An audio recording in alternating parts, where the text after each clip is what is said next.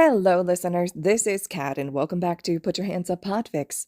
This will be the continuation of Deku and Death. This will be Part 48, Chapter 48, entitled The Cassandra Complex. Even after all his other classmates finished their exams and left for the school day, Aizawa still refused to even mention to Midoriya who might have possibly passed or otherwise. So instead of their slow and sometimes dry banter that happened after school, a rather fidgety silence filled the air. And after their deep heart-to-heart in Recovery Girl's office earlier, the drastic change of pace was starting to itch under Midoriya's skin. Midoriya knew that Aizawa was only doing his job, regardless of their relationship, but it wasn't like he could just stop thinking about it. He had nothing else to linger on other than the very stressful final exam he'd just finished, and the other things that had happened in between weren't any more of a pleasant option. Out of his whole class, there were only a few groups who had managed to finish their practical exam successfully. Of course, Kaminari and Ashido weren't spared the ruthlessness that had been Nezu under his curse, and had been basically toyed with for the whole half hour. Other than them, only Kirishima and Sato had blatantly failed, trying to power through Cementos with brute strength alone. At first, that had been admirable to watch from Recovery Girl's set of monitors, but it quickly became disheartening once Midoriya had realized it wasn't going to go anywhere. Though no other teams had failed, there had certainly been some close calls. Todoroki likely would have failed if Yagirozu hadn't gotten her edge back and concocted her plan to defeat Aizawa. Uraraka and Aoyama had a lot of difficulty synergizing until the very end, where Uraraka suddenly worked up the nerve to face 13 head-on with some of the martial combat moves she'd learned from her internship. Sero had passed out almost immediately when his team first encountered Midnight, leading to Mineta surprisingly carrying both of them to victory. Hell, even his own exam wasn't without disastrous flaws, even despite the fact that it had gotten him and Bakugo to finally work together for the first time in over a decade. If their homeroom teacher had been any other hero, Midoriya was sure the practical test would be much more black and white. But their teacher was a racerhead, and Midoriya had quickly learned not to assume anything with him. It was possible that losing against the opposing teachers didn't actually count towards failing the exam overall, and the two teams who had lost would still pass the term and go on the lodge trip. Or worse, Aizawa would grade the practical test with harsh scrutiny to the point where completing the exam's objective wouldn't guarantee passing. Then maybe Sero passing out at the start without much of a fight, or Bakugo blatantly attacking him, his own partner, would constitute a failure. And then, as if the matter couldn't get any more complicated, both a teacher and a student had been participating in the exam while actively being under the influence of his curse. Would that constitute a pass by technicality? After all, Bakugo's hostility both before and during the exam had likely been a result of factors he could not control, and despite that, they had managed to work together successfully to beat All Might. And what about Kaminari and Ashido? Although Nezu had certainly been more aggressive and sadistic than usual, the curse hadn't exactly enraged the principal against them specifically. Was their failure a result of simply being unable to overcome the specific target of their exam, or did Nezu's changed behavior present too much of an additional hurdle? It was just too much to consider, and without a straight answer to begin with, no amount of pondering was going to provide him with one. Midoriya stood up from his desk suddenly, his chair scraping harshly against the floor with a loud screech. He winced unconsciously as both Aizawa and Gami's eyes landed on him. "Sorry," he drawled, scratching at his neck sheepishly. "I just need to step out for a moment." Aizawa cocked his head with suspicion. "Bathroom," Midoriya hastily tacked on.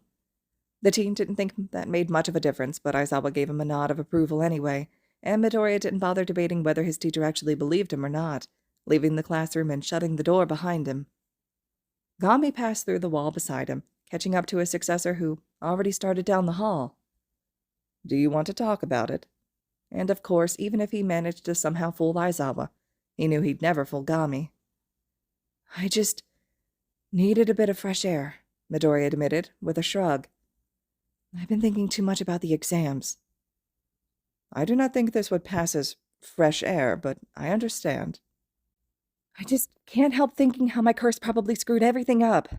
The words spilled out easily into a thankfully empty hallway before Midoriya could catch them. Still, he rang heavy with defeat, leaning up against a set of lockers as his feet refused to move any further. Gami took a quick look up and down the hall, just to make sure they wouldn't have any unexpected visitors, before joining him as best as he could with his transparency. "I mean," Midoriya's hands twisted and tied together, like they always did when he was upset. Aizawa and Nezu fought. Probably in front of the whole class of what Recovery Girl said was true. He also hadn't missed the strange looks he'd gotten from some of his classmates when they'd all returned to the classroom together. And I know how you feel about Bakugo, but you had to have seen how well we actually worked together once I got through to him. Midoriya hadn't realized his voice picked up until it sank back down. But nobody else knows any of that. They'll only remember all his hate and rage, same with Nezu. He looked off to the side, his stare floating in the distance. I just feel bad. That didn't even begin to describe what he was feeling, but no other words seemed to fit. Everything that happened was really my fault, but it's Aizawa, Nezu, and Bakugo who are going to get all the consequences. Aizawa and Nezu got into it. I'd imagine everything is a bit tense up there, unfortunately. Midoriya sighed, waiting for the murkiness of the echoed voice to leave his head. I wish I at least knew how much my classmates' performances were affected. The words, the thought itself even, died on the tip of his tongue as a familiarly haunting sickness replaced them. Midoriya doubled over, one hand over his mouth in fear of retching and the other across his abdomen in fear of falling, his vision starting to spin as colors and shapes blended together into entirely new things he didn't quite recognize. His ears started to ring with a familiar buzz, drowning out the world he knew was around him, but could no longer see. He knew what was coming, he knew in his gut, and then suddenly, he didn't know anything anymore. A piercing pain from behind his eyes bloomed through his head, forcing him to move his hands up to his head to keep it from falling against his neck. And like one of countless ocean waves, a headache swept over him, clearing all the strangeness from his eyes and ears until he found himself back with Gami in the school hallway. His mentor floated in front of him, looking concerned but not confused. That must have been quite a violent premonition. Are you all right? But Midoriya shook his head with furrowed brows, still with one hand resting against his forehead as the last of the spontaneous headache washed away as quickly as it came. I'm okay, but I don't have a premonition. What? Now it was Gami's turn to be confused. But you looked as if. It felt like one, for sure, but I got a weird headache instead. Midoriya bit his lip. I've actually been getting weird headaches like that all day. You've been in and out of premonitions all day? Well, no, he admitted. I haven't actually had any premonitions today, and this was the first time I felt like I was going to have one, but then I got the headache and then it just kind of stopped. Gami frowned, looking deeply concerned. Your premonition got stopped. Midoriya shrugged. I guess. He trailed off, sinking into deep thought. Maybe stopped was the wrong word. His abilities weren't quirk-based. He couldn't have had his vision broken by something like Aizawa's quirk cancellation or police-issued cuffs, which he could be certain he wasn't wearing. But nothing else could have possibly influenced his premonitions, not when his powers overall existed outside of any quirk rules. Gami came to the same realization at the same time, darting around nervously. They could have, with dominion overall. But I haven't done anything wrong, Midoriya exclaimed in response, growing unnervingly anxious. I've never sent a soul aid in my life. He floundered for their names. The higher-ups. Do not speak their names, Gami suddenly yelled at him, cutting him off completely. He finally calmed his jittery movements, but still couldn't keep the anxiety out of his voice. In fact, no more insinuations. I apologize. I should not have brought it up. But new red flags started waving in Midoriya's head. Gami, are you okay? You sound afraid of them. Midoriya couldn't possibly imagine why, considering none of the beings supposedly in charge of his job had bothered to interact with him since he'd started, but what did he know compared to the man far past his age? Do you remember something about them? I do not remember anything. The declaration was strict, pointed, and left no room for argument, and Midoriya couldn't help but feel painfully alone under his mentor's stare. His voice was small now, smaller than it had ever been. So, what do we do now? And finally, Gami softened, almost seeming to return to the situation at hand. His shoulders dropped with a hint of guilt as he turned his gaze away. There is nothing to do, or that can be done. But shouldn't we tell Aizawa? The ghost shook his head. There's nothing he can help with as of now either. Until you receive a tangible premonition, there's nothing to do but wait. Midoriya swallowed dryly, stumbling towards the bathroom for real now, if only to splash some cold water on his face. "All right. I trust you." But Gami said nothing, following silently behind like the empty air around them. Midoriya had gotten used to the feeling of company, as well as the feeling of consistently riding in a car, so it was quite a shock, as well as uncomfortably awkward, to walk with Aizawa to the parking lot and find the car that they, along with Yamada, had driven in this morning gone. He didn't really know what to do, simply standing there nervously as Aizawa cursed under his breath before turning back to him. "I hope you don't mind if we walk today." Aizawa didn't seem upset, at least, not at him, so Midoriya lightened a little. "That's fine," he said, like they had a choice. So the three of them started their way back home with a quiet air. Midoriya personally didn't mind the walking. It gave him the chance to think, but maybe thinking wasn't exactly helping right now, not with so much already on his mind. It would have at least done Aizawa some good to focus on the road instead of his own thoughts, just by the way his brows were furrowed into the creases of his face.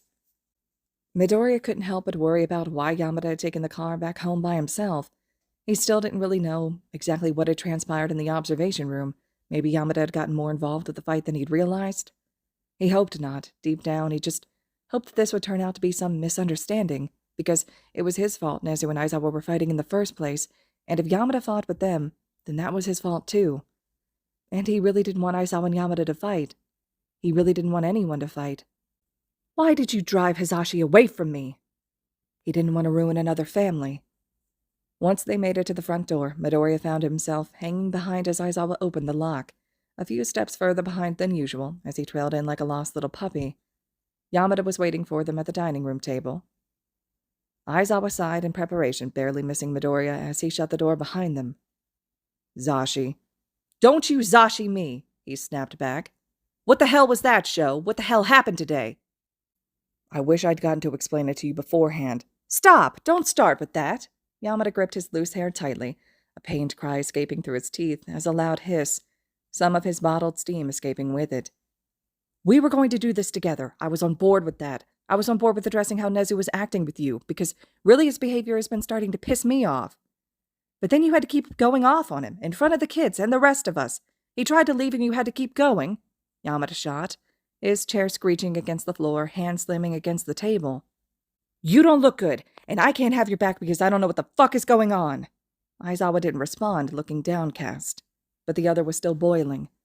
"What the hell happened to doing things together? We're a team. What happened to being open with me from the start? Why am I only finding out about issues once you've reached your breaking point?" Yamada jabbed a finger at his own chest, over his heart. "What about me?" Aizawa hid his flinch, but against a trained eye it was jarring. He wasn't going to speak, not until Yamada was done, but as he waited patiently and silently, waiting for Yamada to continue, only more silence greeted him. He could feel the fumes in the air, a thick smoke clogging the space in between them. His own words were caught in his throat, afraid to shatter the silence they'd settled into. Yet his thoughts ran faster than he could think them, rebounding against his skull until they broke free one way or another. "Zashi, Aizawa sighed like a deflating balloon, trying to rub the wrinkles from his forehead. "You know what I deal with. Sometimes I can't just tell you sensitive information. Sometimes things are more complicated than that." "We do the same work," Yamada fired back. "You think I don't know how sensitive info works because you're underground and I'm not? Don't start acting like I somehow can't handle it." He waved a hand out aggressively, stomping his foot as he stepped forward. "And it sure as hell can't be that sensitive if you and Nezu can argue in front of an entire student class because of it." "Please stop, it's my fault. It's my fault, please." Midoriya lurched forward, throwing himself between Yamada and Aizawa, who both jumped, having forgotten that he was there. "My quirk cursed Nezu. That's the reason why he and Aizawa were fighting. Please don't be mad at him, it's my fault." Midoriya's eyes were shining and wide, glistening with the innocence of a baby deer and the helplessness of a lost puppy. His head swiveled between the two, almost afraid to leave one side unattended for too long, stance poised like he was between two prowling lions instead of two people who had promised to keep him safe. "You quirkless misfit, get out of my way." "Midoriya," Aizawa reached out with guilty eyes of his own. No, it's not." "I said get out of my way." But Yamada's voice, as soft as it was, cut through like a vicious clap of thunder. "Why have you done this to me, Izuku?" Cursed. Gami, who had remained uninvolved for reasons of his own, suddenly jerked forward in both action and word. No! Too many people know! Don't you realize what you've done to me? Stay away from me! Midoriya's voice cracked at the end, and then everything came crumbling down. It's my fault. I'm sorry. I'm sorry. He sank to his knees on the living room floor, sobbing heavily into his hands. It's my fault. Midoriya curled in on himself, trying to protect himself as suddenly every nerve in his body seemed to light itself ablaze. His skin was hot and itchy, and in trying to scratch it, his fingers clawed at his flesh instead. Everything felt so incredibly hot, and his tears did nothing to cool it down, sizzling to steam as they dripped from his chin and covered everything around him. There was a woman screaming in his ears, even though he knew there was no woman around him. She screamed and wailed, and Midoriya could do nothing for her but hope that she was all right, that she wasn't hurt. But he knew she was, and he knew it was all his fault, both then and now. How could you make your own mother so sad? He was so sorry, and that would never be enough. Someone touched his back and he flinched away, words starting to spill out of his lips in return. I thought I could stay. My powers keep pushing everyone away from me, but I thought I could still stay. He put a hand over his mouth in disgust. I never meant for anyone to get hurt because of me. I just thought... Midoriya didn't know what he was thinking. Aizawa, who he now could see kneeling beside him, gently ran his hand up and down his back, coaxing the sobs and hiccups out of his chest. None of this is your fault. You can't control that part of your quirk, but more importantly, you can't control what I chose to do about it. I wanted to help you by handling Nezu's curse all on my own, but I forgot to consider the consequences.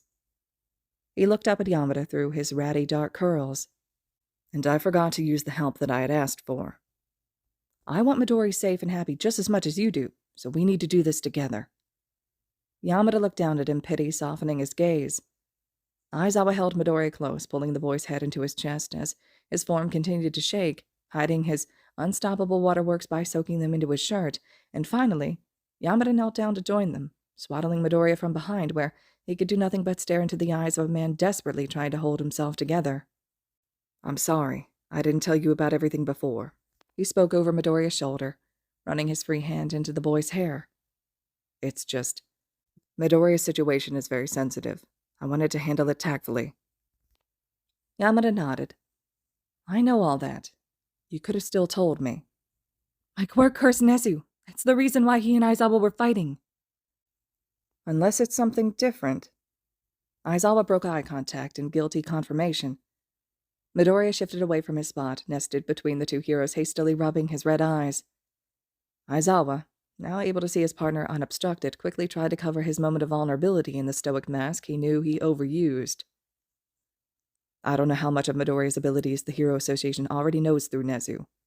I want to keep control of all of it, from potentially reaching the public, at least right now. He then turned back to Midoriya with a look strong enough that it could hold up the entire world on its own. You deserve the choice to be a hero. You deserve the chance to use what you were given to help people. And I'm going to do everything I can to make sure you get to the starting line, with everyone else. Aizawa reached a hand out to him, a serious glaze coating his eyes. You're a good kid, Midoriya, and I've met a lot of kids. But the world is full of unfairness. I don't want everything you've worked for to go to waste because other people are afraid of things that are different and hard to control. But Midoriya clenched his eyes shut further, hopelessly trying to contain the next onslaught of tears by the few that escaped the corners of his eyelids. He shook his head, much to both the heroes' confusion, something painful taking over his expression. I don't want people to be scared of me, he garbled. I'm not... I can't stop my curse. All the bad things happening right now are my fault. But he was. He was dangerous beyond belief. Yamada reached for him this time. Midori. I'm not dangerous. I'm not a threat. Midoriya pleaded desperately, begging on his knees, a hand wrapped tightly in his hair. My healing doesn't work if I'm being watched, even through a camera, and Gami gets weakened by bright light. Stop! What are you doing? Gami slammed a bony hand over his successor's mouth, roughly shoving him to the side as he cut his words off. Stop talking. Stop giving up secrets. They're not your secrets anymore. Midoriya felt his arms instinctively shoot out in frustration, but he kept them restrained at his sides, balling them into the edges of his uniform. Still, steam leaked from his ears, tears bubbling over the line that had long been crossed as he stared down his mentor from behind his own watery gaze. They're my secrets, and they're my consequences, but if that's what it takes to stay, then I'm okay with that. Midoriya forced his mouth to twist into a shaky smile, trying to force a look of assurance past the redness of his eyes and the puffiness of his cheeks and the deep sadness that oozed out from his heart. I'm not a threat. I can't be a threat if they can stop me. You're wrong. Midoriya jumped at the sound of Aizawa's voice, having forgotten both he and the other hero were still there, but before he could even think about arguing such a declaration, the pensive look Aizawa shot him immediately shut his rogue thoughts down. His teacher's words were soft and defenseless. You can't be a threat if we trust you. Aizawa reached for him, and Midoriya couldn't even think to move away, finding himself too ensnared by the intimate air that had suddenly presented itself. Aizawa gently picked up one hand in his own, cradling it lightly before his other reached out and slowly pulled Midoriya's glove off by the fingertips. The boy hitched a breath, made no effort to fight the action, allowing his palm to meet the open air, and then the rough skin of Aizawa's own hand as the hero clasped them together, squeezing gingerly. And we do. Midoriya opened his mouth, and then closed it, then opened it again, trying to find anything meaningful to say. Yamada shuffled closer, and Aizawa made room for both him and his hand as he squished it into their grasp. He smiled something mellow and warm, like a sunset itself. You're worthy of trust and love, regardless of your quirk, because your quirk doesn't define you. The blonde's other hand lifted to cup Midoriya's cheek, holding his head up as the boy leaned into the touch, eyes pressed and mouth wobbly. You're Midoriya Izuku before anything, and Midoriya Izuku is worth loving. There was a quiet hiccup, but that was all Midoriya allowed himself to suppress, surrounded by the arms of the two people who had promised to keep him safe. The three of them all drove to UA together again the next day, thankfully without the worry that one of them might end up in the parking lot in the afternoon and suddenly without a car. Once they got inside, they still split off like they usually did, Yamada preparing his own classroom for the day and Midoriya and Aizawa hanging out in theirs, though this day, Yamada gave his hair an extra tussle and a smile filled with everything he didn't know he could ever have before leaving. Aizawa gave little more than a chuckle, but Midoriya knew, and that was enough. They were content to spend the time in silence among each other's company, waiting for the day to start. Aizawa flipped through the seemingly endless stack of papers that collected on his desk, while Midoriya absent-mindedly scrolled through his phone. Every once in a while, Midoriya would catch another teacher poking their head inside out of the corner of his eye, but Aizawa didn't bother giving them any attention, and they never stayed long enough to ask for it. Despite Midoriya's pleading once he'd found out that Aizawa and Nezu had argued in front of the whole staff, the hero refused to give in to Midoriya's whims and reveal the full circumstances behind what had happened to everyone else. Aizawa was adamant about keeping the newest development about his powers under wraps to protect him and his future hero career, and it meant a lot to Midoriya, it really did. But he felt equally guilty that both Aizawa and Nezu's reputations would remain tarnished by taking the fall. And despite Aizawa being equally adamant about that fact not bothering him, it was impossible to miss the revolving door of the staff cycling in and out of the 1A doorway just to double-check on Aizawa, just to make sure he was still fit to manage his class after the disaster of yesterday that he was partially responsible for. Nezu hadn't come by yet, though Midoriya figured there was little chance he would. Aizawa relayed both the principal's agreement on taking this specific course of action and his rather light, second-hand apologies, but Midoriya had otherwise heard nothing from Nezu directly since yesterday. He hoped, albeit silently, that Nezu would find his way to him sometime so they could talk everything out. He didn't want to push, not after all the pushing Aizawa had already done in his efforts to break his curse, but he also didn't want to let things fester longer than they had to. Nezu had been nothing but kind to him since he'd arrived at UA, although in his own rather roundabout, unorthodox way, and Midoriya hated to think of the lens that his class and the rest of the staff now saw him through. The thought was shaken from his mind by another sudden headache, and he did his best to rub it away from the front of his skull to no real avail. The sudden headaches he'd been getting since yesterday had persisted through the night and into the morning, all radiating the same eerie feeling of the beginnings of a premonition. Midoriya didn't know how he could get any more unsettled than he already felt, but with each sharp pain in his head, he could only feel worse. He wasn't sure what to do, and he wanted to trust Gami, but... His eyes drifted over to Gami, who stood further away from him than usual, floating aimlessly in front of the room's large windows, and despite his previous efforts, Midoriya still frowned. Gami hadn't spoken to him all morning. In fact, Gami hadn't spoken to him since the evening prior, when Midoriya and Aizawa collectively decided to tell Yamada about his curse. They all agreed that the best thing to do for now was to keep it between them, but Midoriya guessed that hadn't been enough for his mentor. He didn't want to think the ghost felt so upset about the development that he was avoiding him on purpose, but Midoriya had learned enough about the world to no longer believe in coincidences. The more he stared at Gami's back, however, the more worry started to brew in his gut. Gami's behavior had slowly been shifting to something slightly uncomfortable, and Midoriya wasn't sure how to feel about it. The skittishness of his actions, the snap of his sudden hostility, he'd like to think it was all just the natural progression of anxiety, as everything seemed to get infinitely more stressful, but stakes had always been high. Gami had only recently started acting like he was hiding things, but Gami never kept secrets from him, and Midoriya refused to consider what his rationale was obviously leading him towards.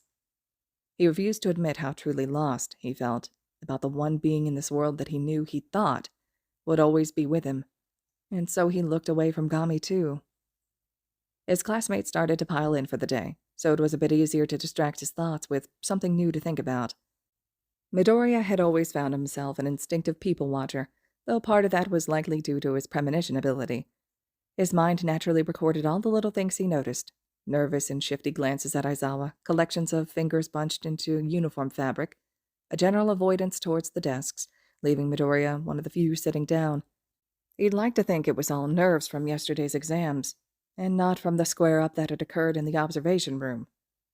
He'd like to think that, so he did. The bell rang and everyone, nervous or not, took their seats as Aizawa stood up. Morning. The pro-hero cut right to the chase, slicing through the thick air of the classroom. Now, about your end-of-term exams. Midoriya waited on the edge of his seat, waiting for the next word to come out of Aizawa's mouth. I'm pleased to say that everyone passed the written exam. Suddenly, the air lifted as multiple of his peers bounced from their seats with joy, hollering to each other with ecstatic grins. Yaoyorozu received many personal thanks, causing her to shy away graciously, and Midoriya simply watched the scene a tad bit lighter, feeling something heavy ease from his chest. However, if Midoriya had to give his teacher any sort of credit, it was that he certainly had a knack for his theatrics. I hate to say that some of you did fail the practical exam. And the tense silence returned just as quickly, as well as the sinking feeling in Midoriya's stomach. I just can't help thinking how my curse probably screwed everything up. Aizawa fluttered the single sheet of paper in his hands, with a list of all the pass-fail decisions the staff had come together on directly after the practical exams. It had been one hell of an awkward meeting after his and Nezu's whole debacle, but, thankfully, both him and the principal had gotten to personally touch base on what exactly to do about the exams that had been directly affected by Midoriya's curse. Kaminari and Ashido. He and Nezu had talked long and hard about the two of them, but even after reviewing all the footage as well as the remnants of the industrial zone the exam had taken place in, both heroes had still found one exit that had managed to stay unobstructed throughout Nezu's half-hour of rampaging. So, despite however much of the curse's influence that could have affected the students' success, and however much of Nezu's own guilt he still held on to, they were both forced to rule the exam as a failure. It wasn't difficult to convince the rest of the staff of the same, especially without the added complications that came with being aware of Midoriya's curse. You did not manage to restrain Nezu, nor did you manage to escape despite there being one open exit remaining. Therefore, you did not pass. Both teens wiped at their faces dramatically, stifling sniffles with their arms as they avoided eye contact with the rest of the class. Aizawa continued. Kirishima and Sato, Cementos was able to capture and subdue you both as opposed to your original objectives. Therefore, you did not pass. Unlike the other two, Kirishima and Sato bowed their heads down in shame, basking silently in their embarrassment. And Sero, because you were incapacitated at the start of your exam, you did not contribute to the success of your team, nor did you provide us with an accurate display of your practical abilities. Therefore, you did not pass. Sero did not look surprised by the news, instead sagging his shoulders and huffing a sigh from his nose, looking disappointed if nothing else. Aizawa ruffled the paper he was holding again, having reached the end of his list.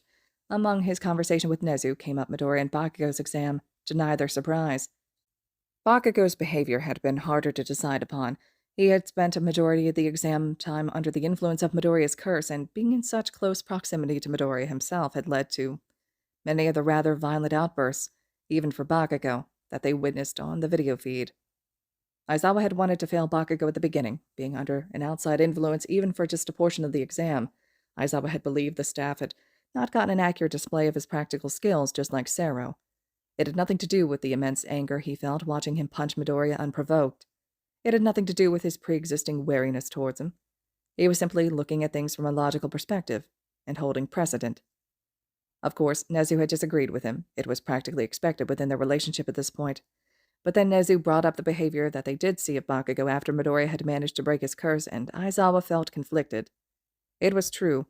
They'd never seen Bakugo act even remotely cooperative with any of his peers since the school year started, much less Midoriya, the one he actively targeted regardless of consequences.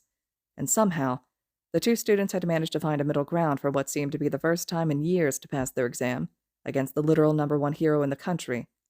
That was progress if he'd ever seen it, and normally that would be enough progress for Aizawa to feel comfortable passing him.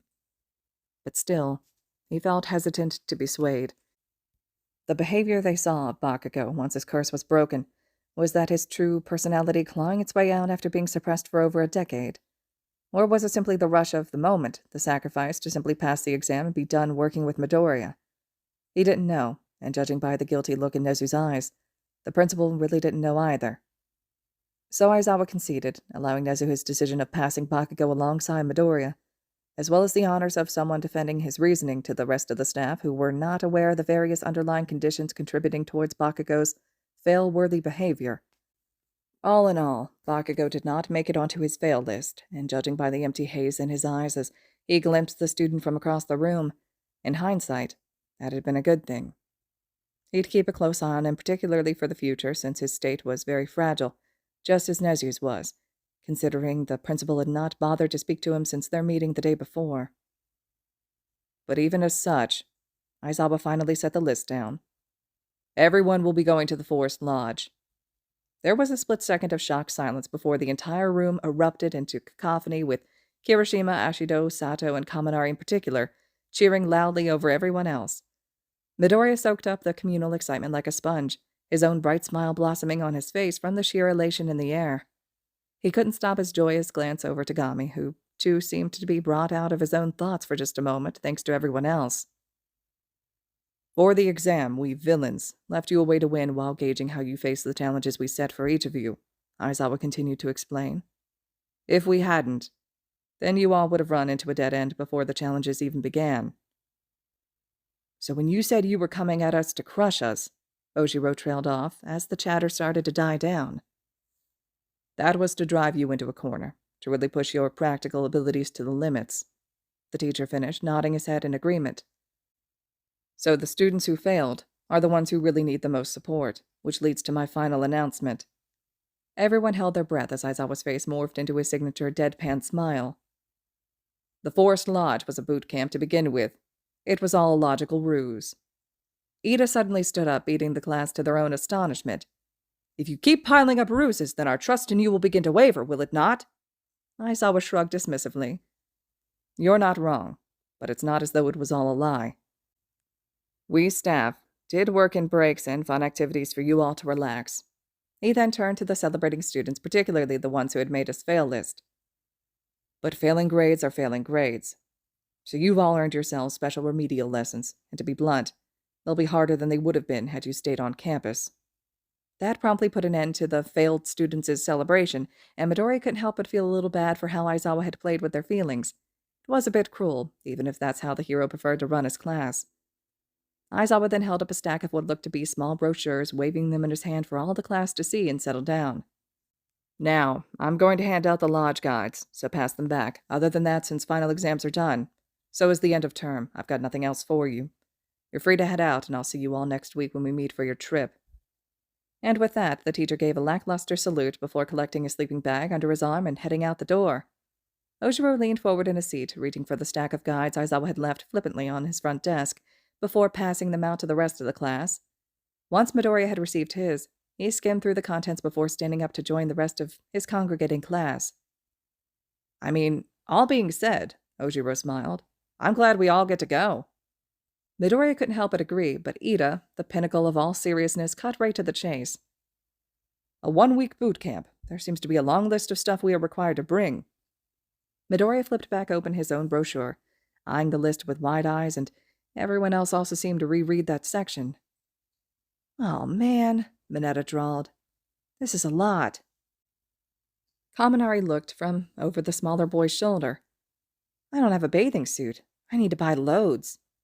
Hagakure suddenly jumped into the middle of their messy crowd, as despite being invisible, she radiated overwhelming excitement. In that case, since the exams are over and we got out early today, let's go shopping together. Whoa, Kaminari scratched his head. That's actually a great idea. Uraraka clapped her hands in agreement. Yes, and this would be the first time we do something together as a class outside of UA and exams. The Kiyoshi Ward shopping mall is fairly close by. We can go there, Ida chimed. Midoriya was hit with a strange sense of déjà vu, as, despite never having been to the Kiyoshi Ward shopping mall before, it sounded strangely familiar to him. Maybe he'd heard it on the news somewhere. Still, he couldn't help but be excited along with everyone else. What a great way to connect with all his classmates, especially the ones he wasn't as close with yet. Plus, he didn't have most of his stuff on the list anyway. He also didn't really have the money to pay for any of it. Maybe he could talk to Aizawa or Yamada. It was school-related, after all. Maybe they would help him. You're Midoriya Izuku before anything, and Midoriya Izuku is worth loving. He smiled softly to himself. Yeah, he could ask them. Most of the class quickly got on board with the idea, moving closer to discuss the details. Midoriya moved to step into the crude circle before noticing Todoroki hanging back, still standing at his desk away from everyone else. Hey, Shoto, you should come too, Midoriya invited, smiling brightly at him. The corners of Todoroki's mouth lifted, but alas, he shook his head. I visit my mother in the hospital on free days. Oh, Midoriya didn't have the heart to be disappointed. That's really sweet, I get it. I was wondering, actually. Todoroki almost seemed to hesitate. If you'd like to come with me to meet her, I think she would really like you. Midoriya placed a hand instinctively on his chest, completely caught off guard by the vulnerability of the request. He only knew a fraction of how much Todoroki empathized with his mother despite everything, and he admired him so much for it. He could only imagine how hard the other worked to begin to repair that relationship after so long, and for Todoroki to bring Midoriya into it, he found his heart so touched. Therefore, there is the possibility that her sudden hatred for you was also the work of your curse. He tried to ignore how jealous he was that he'd likely never get the same chance. Still, he shook the intrusive feeling from his mind. That sounds... His words got caught in his throat as another strange feeling overtook him, dropping to the bottom of his stomach like a sinking ship. Kiyoshi Ward popped back into his head, along with that odd, unfounded familiarity. He just couldn't stop thinking about it, about a shopping mall he'd never been to. He needed to go. He needed to go see it. He just felt like he needed to be there. He wanted to go with Todoroki. He could always go shopping another time by himself, but he just couldn't shake the feeling that he needed to go now, that he wouldn't have the opportunity to go later. He knew the feeling, despite never having felt this way before. That sounds really nice. The words flew from his mouth before he could even process what he was saying, driven by the instinctual response to lie and evade, just like he always had. But I really should go by the mall today. I don't think I'll get a chance later. Todoroki hid his disappointment well, but Midoriya knew just where to look. I understand. It was wrong of me to ask so suddenly. Midoriya shook his head quickly. No, not at all, maybe... His voice grew meeker, returning to the shy and scared child he always felt like. Maybe next time. At that, Todoroki cracked a smile. Of course. Midoriya would have opted to smile back, but as the pleasantries of the situation faded, the new intrusive feeling at the back of his mind did not. His eyes darted, unable to keep up with the speed at which his thoughts were moving, suddenly replaying all the strange occurrences that had continued to pile up over the course of yesterday. The odd, consistent yet randomly spontaneous headaches, the lack of visions despite experiencing the nausea that always preceded them, and now this, just a silly, meaningless, intuitive feeling. He knew what that intuition meant. Intuition meant premonitions, and premonitions meant problems. He had to turn away from Todoroki's gaze, his face no longer able to hide the sheer horror brewing under his skin. Gami drew closer, finally realizing something was wrong. What is it? But Midoriya couldn't answer, not in front of his whole class, not even if they were alone, not even if he tried. Because all he had were gut feelings and numerous coincidences, and adding them all together just made him feel like a paranoid wreck. He had no proof that anything was going to happen at Kiyoshi Ward Shopping Mall, not today or at any point. He had no proof, not even the watery basis of a premonition to stand on. He had no proof. He had nothing at all. And yet, if something did happen, anything at all, he would never forgive himself. A warm hand touched his shoulder, jolting Midoriya out of his own skin. "Izuku," Todoroki asked, soft concern melting in his eyes. "Are you all right?" Midoriya blinked back into reality, his vision focusing like a steady camera as the rest of the class, all chattering with excitement around them, all completely entranced by their own conversations. All except Bakugo, who was staring directly at him, directly through all the layers he put up and right through to his soul. He couldn't help but take a step back, his heart thumping with instinctual fear like a rabbit running for its life. Todoroki followed his gaze, turning around to see the same sight, and his eyes narrowed defensively. Kirishima, too preoccupied to notice the tense standoff, nudged Bakugo's shoulder again. "Come on, Bakugo. You should totally come too." But Bakugo jerked away more violently than usual, a quiet frustration settling on his face. "I need some time alone." And then he left, to Kirishima's obvious disappointment and oblivious awareness. Both Todoroki and Midoriya watched the blonde leave, and only when he closed the door did Todoroki turn back to face him. "He's not here anymore," he stated firmly, "and he won't be at the mall with you guys. So have fun. We can figure this all out after." Despite the warmth that Todoroki's words put into his heart, and the momentary shock at briefly forgetting the other knew about Bakugo's curse, Midoriya couldn't escape the riptide of helplessness he was drowning in. He smiled shakily at the other, pretending like Bakugo was truly the most complicated thing he had to worry about. "Great!" he heard Ashido exclaim from the other part of the room, to the whole class. "We'll meet at the Kiyoshi Ward Shopping Mall at noon. That gives everyone a few hours to go home and then get there." Everyone nodded and reiterated agreements, cheering with excitement. Suddenly, standing alone amongst his class, Midoriya couldn't help but feel lost instead. Aizawa pulled up a block away from the Kiyoshi Ward Shopping Mall, putting the car into park before turning his head to his passenger. "All right. You'll let me know when you need me to pick you up." Midoriya nodded, quickly darting his eyes back to the mall's entrance. "Yeah, thank you." "You don't have to thank me." Aizawa narrowed his eyes slightly, shifting himself to better face him. "You seem like you have something on your mind." Midoriya stiffened, finding himself cemented to the seat. From the back, Gami leaned forward, pushing himself between the other two, over the center console. "You aren't certain yet, so he doesn't need to know. Once you are, then you can tell him, but not now. He doesn't need to know." The teen grit his teeth, pressing his eyes closed, trying to hold in what he thought was frustration, but he couldn't be sure. "Is it about yesterday?" That wasn't exactly a lie, but Midoriya still felt like he was taking the cop out regardless. Yeah. Aizawa softened, placing a gentle hand on his shoulder, rubbing his thumb. "Zashi and I, we meant everything we said.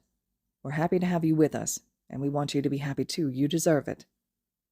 Midoriya swallowed thickly, warmed by Aizawa's words and yet drowning in the guilt of his own. Aizawa then hastily ruffled his hair, lighting up the mood from its previous weight. "Now, you should have more than enough money to get everything on the list. Go have fun. Get yourself something nice while you're here." Finally, Midoriya looked back, forcing a smile out from his lips as he popped open the car door. "Thank you." "Of course," Aizawa huffed in return. Midoriya stepped out of the car, didn't even bother looking back to close it. He started walking towards the entrance, waiting until he could hear Aizawa's car pull off before turning to Gami, who floated stiffly beside him. Are you sure I shouldn't have told him?" he asked, feeling smaller than usual. "We are fortunate that he even takes your premonition so seriously," Gami replied rather bluntly. "Right now, we can't even give him that, so there is no need to get him involved. He doesn't need to know. It is safer that way." Midoriya sighed, trying to make himself feel better. "I just don't like keeping secrets from him like this. It just feels wrong." But Gami shook his head. "Secrets are good. Secrets are safe." Midoriya looked up at his mentor strangely, parting his lips to question what he meant, but the words got caught in his throat once the feeling finally reached his brain. He was unsure, and he was just the smallest bit hesitant. But he was with Gami, and Gami never made him feel those things. He didn't understand, but at the same time he didn't want to understand. He darted his eyes away just as Gami moved to stare back. He was afraid of what understanding really meant for them. Midoriya approached the entrance and found the familiar faces of his classmates waiting for him. They smiled, eagerly waving him over, and just for a moment, the weight in Midoriya's chest lifted as he found the energy to run to meet them. Maybe it was a little selfish, but he liked feeling happy, enough that he could talk to Gami after he was done hanging out with all of his friends. "I hope I'm not late," he panted as he slowed to a stop in front of the crowd. Ashido stepped forward. "You're good. We're still waiting on some people." Midoriya nodded, now noticing some of his peers missing from the group. As his eyes scanned, however, he caught just how excited the rest of his class seemed. Everyone looked so lively, and he never realized how stiff the UA classroom truly was until now. The school-issued uniform was gone, replaced with a mix of personalities he could see through everyone's outfits. Everything felt so casual, but compared to how everything usually was, casual was a pleasant change. "Honestly, getting here early was kind of a mistake," Uraraka admitted, scratching her cheek lightly. "With how long we've been waiting here, we just keep getting ambushed by people who still remember us from the sports festival." "Wait, really?" Midoriya blinked in surprise. "That's kind of cool, though." "It was," Uraraka laughed. "But this is the first time we're all together outside of class. I don't want to keep getting interrupted." Midoriya smiled softly at that. "I get it, but we're going to have fun." "I concur," Ida jumped in between them. "I've already mapped out what stores to go to and which order to retain maximum efficiency." Midoriya stepped aside to laugh, basking in the simple joy he was getting just by hanging out with his friends. It was nice, something he couldn't believe he missed out on all those years ago. "All right, I think everyone is here now," Ashido exclaimed, bringing everyone's attention back to her. "Why don't we split into small groups and then meet back at the food court once we're all done?" There was a chorus of agreement, and the class all split themselves up just as quickly. Midoriya found himself grouped with Uraraka and Ida, and the three started on their way to complete their checklist. Some things, like the large camping bag and bug repellent, were easy enough to find in the mall's rather diverse inventory, but they hit snags on the other, hyper-specific issues.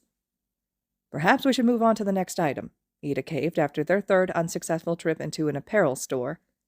"It seems that finding campwear that can fit my engines may not be fruitful." Uraraka shook her head firmly. "No, we're not giving up yet." "Yeah, we don't mind, Ida," Midoriya agreed. "We still have plenty of time." His voice trailed off as his eyes caught a store up ahead, suddenly lighting up in childhood glee. Uraraka followed his gaze, breaking out into a smile as well. "That's a super big hero store. Let's go in there." She ran ahead of them, and that was enough of an excuse for Midoriya to run in too. "What happened to not giving up on my apparel?" Ida sighed, in mock disappointment, joining the two both in amusement and inside the store. Once inside, Midoriya was immediately overwhelmed by the sheer amount of stuff he could see. Merchandise lined the walls, the shelves, some things even hung from the ceiling. He found himself scanning the aisles up and down, trying to pick out every reference he knew, and resisting the urge to start piling things into his arms. He didn't need any of it, but it was all so cool. He reached the end of an aisle, and just as he was about to continue to the next one, a small stack of boxed figurines caught his eye. He picked one up, unable to recognize who the figure was, until he turned the box around to the back. Midoriya audibly gasped, causing Gami to peer over his shoulder in curiosity. "What is it?" He held it up slightly for the ghost to see. "These are all figurines from this year's sports festival. This one must be a second or third-year student. That's so cool." "Interesting," Gami murmured off to the side as Midoriya continued to excitedly sift through the stack. "I had no idea these existed." "Me neither. I mean, I know the sports festival gets broadcasted nationally, but it must be the coolest thing ever if you find your own—" "No way!" Midoriya nearly squealed, almost dropping the box in his hands, unable to find the words. He held out the box instead, a bright grin plastered on his face. Gami's own eyes widened as a familiar pattern of red and white greeted him. "That's Todoroki." "I know, it makes sense. I mean, he did make it to the finals." He bounced on his heels in second-hand elation, scanning over the pile of boxes one last time. "I think this is the last one, too. I don't see any more. I don't see any others from 1A either." "It was meant to be, I presume." Midoriya furrowed his brow in contemplation. "Do you think he would like it? He might already have one. Suddenly, Uraraka's voice echoed from near the front of the store. Midori! Come over here! Midoriya glanced down at the figure in his hands, pausing for a moment before instinctively putting it back into the pile, then rushing over to where he heard Uraraka's voice. He saw Ida's tall stature before he saw Uraraka, who was conveniently standing next to him. They were both huddled around a small display that was near the register, whispering rather pointedly to each other. Confused, he tried to squeeze his way between them. Uraraka blocked him. No, you gotta let us show you. She then dramatically moved aside, revealing the merchandise on the display. Ida standing straight, almost like a salesman. Hanging on the hooks of the stand were small keychains, what looked to be vinyl charms sandwiched together with acrylic. He went in for a closer look, eyes widening as he carefully lifted one by his fingertips. A familiar, brown, wide-brimmed hat stared back at him.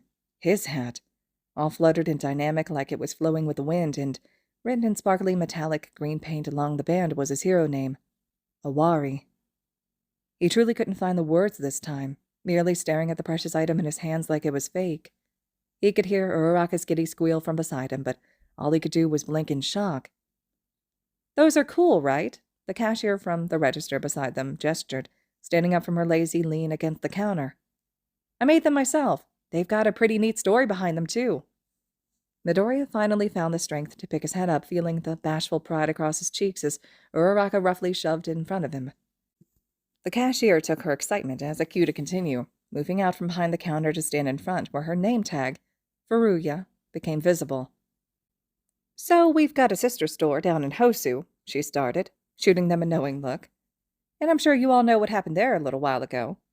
Ida stepped forward solemnly. The hero killer. Furuya nodded, popping her lips. True, but what most people don't know is that a couple freaky villains trashed the city while the hero killer stuff was going on. Kinda got overshadowed on the news because the hero killer's arrest was so much more crazy.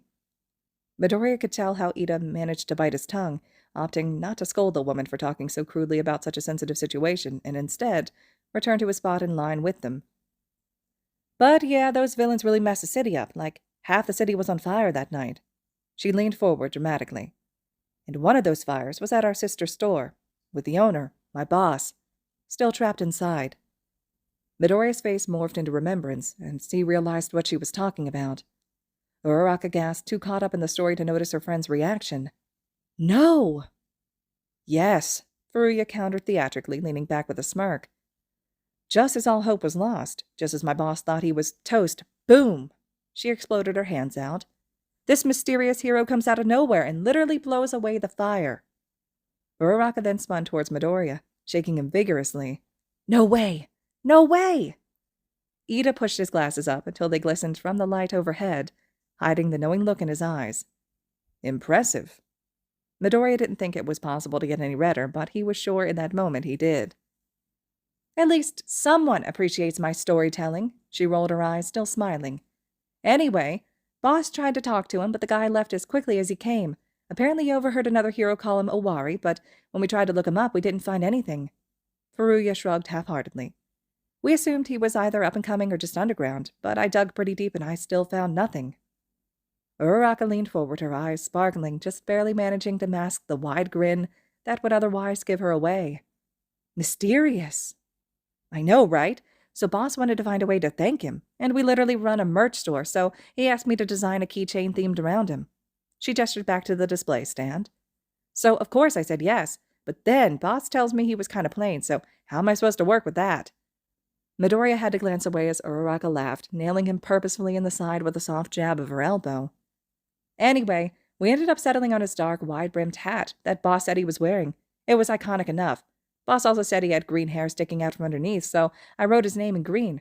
Overall, I really like how it came out, and our customers seemed to like it too, though I'd say that's because of my fantastic storytelling. Uraraka and Ida clapped lightly, sending Furuya into an extravagant bow. Then Uraraka picked up one of the keychains, Ida quickly copying her and taking one as well. 2 more sales? Glad I could persuade you, Furuya quipped, ringing them up. Can I make it 3? All 3 then turned to look at Midoriya, who was doing his best not to sink into the floor right then and there from the spotlight. He tried to will the redness from his cheeks, feeling meek under their combined gaze. Just give me a second. He turned pointedly to his friends. You guys can go on without me. I'll catch up. Uraraka winked obviously at him, and Ida paid for both their keychains. Just text us once you're done. We'll find you. Midoriya quickly retreated back into the aisle he was originally in as his friends left without him. Taking the time to catch his breath, he patted his face lightly, feeling the heat from his skin. That was not the reaction I expected of you, Gami commented bluntly. Sorry, I'm just a bit overwhelmed, Midoriya tried to explain. I mean, it's not every day that something like that. He trailed off. Wow. Midoriya's gaze then shifted back to the figurine pile at the end of the shelf, his eyes locking on the Todoroki figure resting at the top. You know, that felt really great. He reached for the box, picking it back up. And I'd say that Shoto deserves to feel that way, too. What if he already has one? Gami echoed his concern from before. But Midoriya's confidence steeled over instead, pumping his fist. Then he can have two. He returned back to the front of the store, box in hand, when he passed the display stand with his keychains on it. Thank you so much. I thought I'd be trapped inside my own store. He hadn't really thought much about what had happened that night, at least not about the man he'd rescued. He was very fortunate to have been there, of course, but between Ida, the hero killer, the Nomu, and Shigaraki, there was quite a few fears that haunted his empty thoughts. Midoriya had been lucky enough to save many people so far in his life, but he never usually thought about what happened to them after. He lifted one keychain up by his fingertips, watching the overhead lights glisten off the acrylic. Just make sure to remember your biggest fan when you go pro. Smiling, he took the keychain off the stand, bringing it and the Todoroki figure to the register where Furuya waited patiently, pushing them closer to her along the counter. She picked up the keychain with a smirk. I always get them in the end, she chuckled to herself, reaching for the box next before pausing. Whoa! I didn't know we still had UA first-year figures. They sold like crazy when we put them up. Furuya sent Midoriya a sly wink. Nice find. It's cool to see there are some kids still interested in up-and-coming heroes in this day and age. Midoriya laughed sheepishly. Yeah, I'm just a big fan. Furuya stared at him intently, finally resting her eyes on him for more than a few seconds, her brows furrowed in thought until she suddenly reeled back. Wait a minute. You're a UA first year too. I saw you on the sports festival broadcast. She snapped her head to the store entrance where Uraraka and Ida had left. Holy shit! All three of you are UA first years. Midoriya floundered for words, nothing coming out as he was suddenly hit with a social stage fright in full force. His face, which had finally calmed down, flooded again with a red hue as he miserably failed to cover his cheeks. Furuya seemed to finally catch her breath from awe, looking back down again at the figurine before shooting another cheeky smile. So that's why you wanted your friends to leave. Didn't want them to see you getting this, huh? The teen shook his head repeatedly. No. He wasn't embarrassed. Uraraka and Ida would probably find it just as cool as he did, but his voice betrayed him with a crack that he was too slow to cover up. If you say so, fanboy, she laughed, bagging the items for him. Your total's 2,500 yen. Midoriya passed her the yen notes, his momentary recollection of gratefulness towards Aizawa, smothered by the absolute mortification from the situation entirely. Furuya handed him back his change, along with his purchase, her expression dying into something sincere.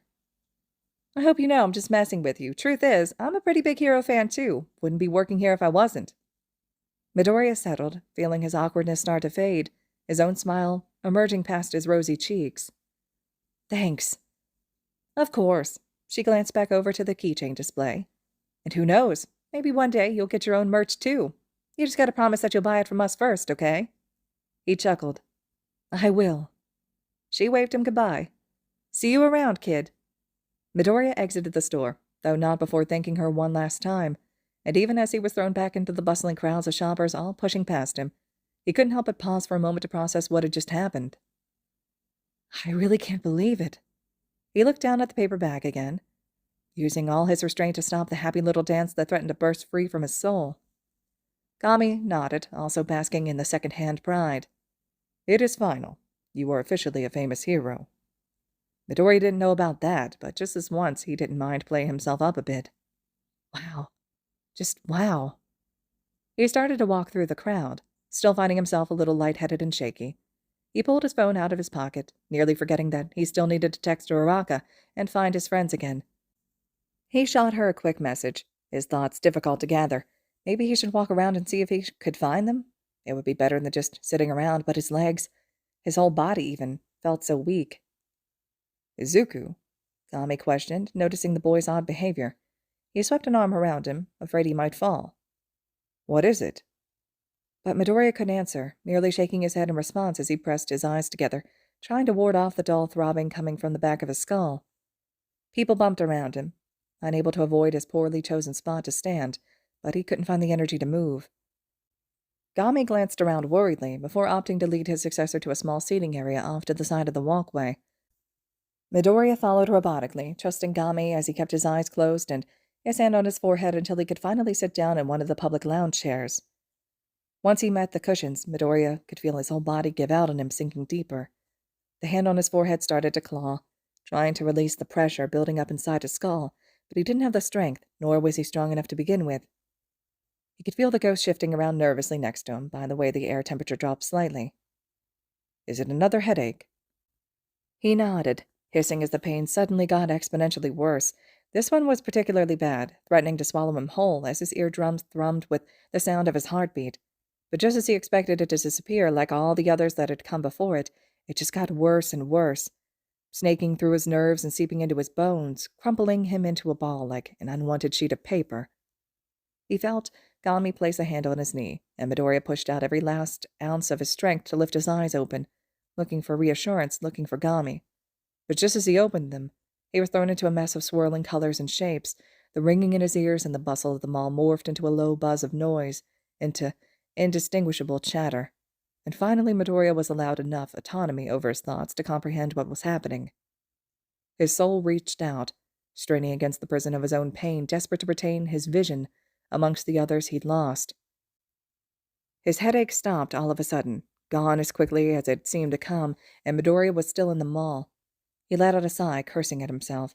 He couldn't let this become a regular thing. As finicky as his powers were, his premonitions had managed to keep most of the people he loved safe, as well as countless strangers who'd otherwise stood no chance. He couldn't lose that. He couldn't. He looked around for Gami, ready to tell him that he was all right, relatively speaking, and ready to keep moving, but he couldn't see him anywhere. In fact, he couldn't see anyone. Everywhere he glanced, the mall seemed abandoned. The lively crowds he'd been hearing just moments ago had vanished, the sounds too. Even the low buzz that usually accompanied his visions was gone, replaced completely by an eerie silence. He tried to stand, but found himself rooted to the seat. He couldn't move. Only his eyes were able to glance back and forth, down both empty sections of the mall. Midoriya tried to question what the hell was happening, but the words died on his lips when he heard the first scream. It erupted somewhere out in the distant sectors of the mall that he couldn't see, quieted by the space between, but even still, Midoriya could hear the absolute fear that echoed through. It rang with a guttural sound of terror, like the instinct of prey. He tried to pull away from it, but he could not, forced to listen to the scream continue. Suddenly there was another scream, not as far away this time, and then another, all radiating the same helpless horror and fright until he was drowning in it. The awful song filled Midoriya's ears, his arms pulling unsuccessfully against his own body to try and muffle them. He looked around, but there was no one. He couldn't tell where it was coming from, all the sounds melting together into an amalgamation that sent him reeling back into his childhood instincts, screaming at him to run and hide and never come out. His skin was itchy and tight, but Midoriya pulled away, trying to move, trying to run, trying to do anything other than sit and listen to the wails of countless people dying. What was happening? What was going on? He couldn't see anything. There was nothing but screaming. What kind of vision was this? His skin was buzzing. He couldn't even scratch it. He couldn't do anything. The heat under his skin only grew. Midoriya could feel himself rotting. His body felt like it was falling apart, his skin tight and hot and chipping away like stone. It's only fair. After all, you damaged my Nomu the same way. Midoriya's eyes widened in shock, even through the immense pain of falling, flaking apart. He knew this pain. I hope you can explain it to me. This pain haunted him in his nightmares. I want to hear that little heroic facade of yours break. His skin crumpled as he gasped for air, unable to cry out as he felt the last of his lungs disintegrate. Tears pricked at the corners of his eyes. Help. He needed help.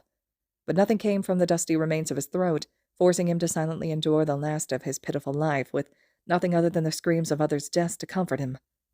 Midoriya gasped, sucking in a deep breath as he was suddenly thrown back into reality, to bustling bodies and chattering cacophony, his eyes finally landing on Gami, who leaned delicately over him. "Oh, thank goodness, Izuku," he breathed, placing a hand on his chest. "You were just sitting there, not moving."